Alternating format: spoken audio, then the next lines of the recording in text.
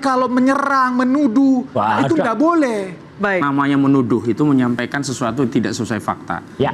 Kalau hari ini saya katakan Jokowi pembohong, ya memang banyak bohongnya dia. Cari saja di sosial media. Jadi kalau saya katakan Jokowi pembohong, banyak. 6.000 mobil SMK sampai sekarang nggak ada wujudnya.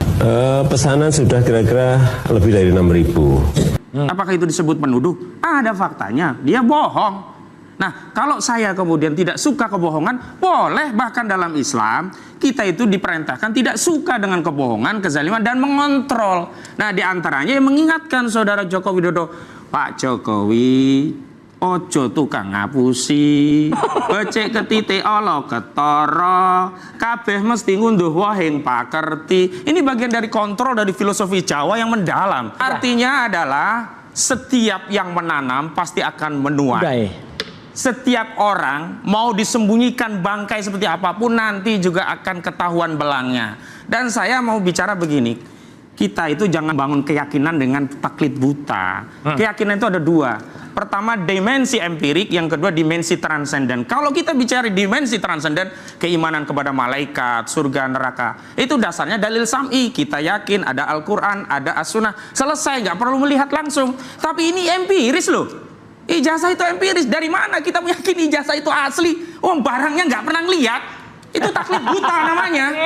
Dan orang-orang yang taklid buta ini nggak sehat secara nalar gitu.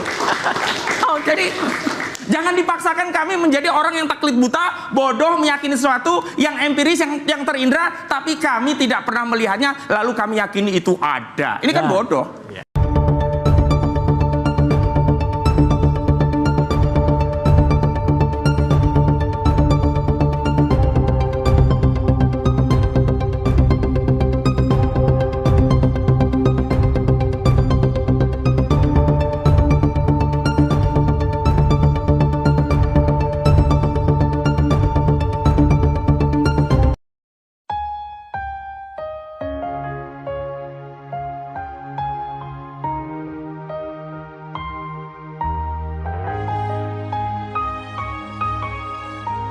Biasanya baru di bulan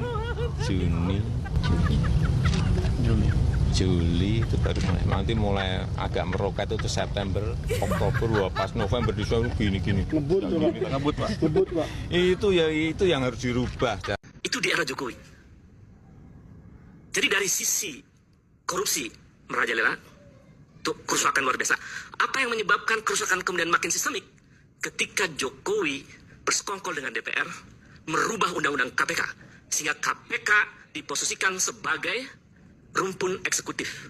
Setelah itu dia kemudian merubah peraturan, membuat tes, menyingkirkan 57 kurang lebih penyidik KPK yang punya integritas, dikeluarkan dari KPK. Rusak pemberantasan korupsi itu. Itu fakta yang harus dibantah. Itu tahun 2019 kan, tahun 2020 Undang-Undang Cipta Kerja dan lain-lain. Bahkan tahun 2024 berusaha untuk merubah Undang-Undang Pilkada, di mana pasalnya memberi ruang yang kuat untuk putra mahkota yang kedua menjadi kepala daerah di daerah tertentu. Freeport itu bukan milik Amerika lagi, sudah milik Indonesia, milik negara kita. Jadi jangan punya ada bayangan di sini Freeport itu Amerika, sudah Indonesia. Sebentar lagi akan kita tambah menjadi 61% lagi. Dan pendapatan Freeport sekarang ini 70% itu masuk ke negara. 70%.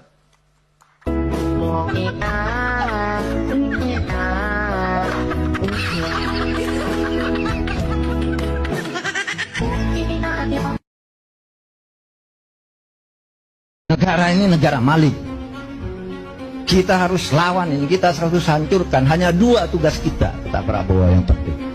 Satu, tegakkan supremasi hukum kalau negara ini ingin selamat, karena belajar dari sejarah. Tidak ada negara yang bisa bertahan lama kalau hukum tidak ditegakkan.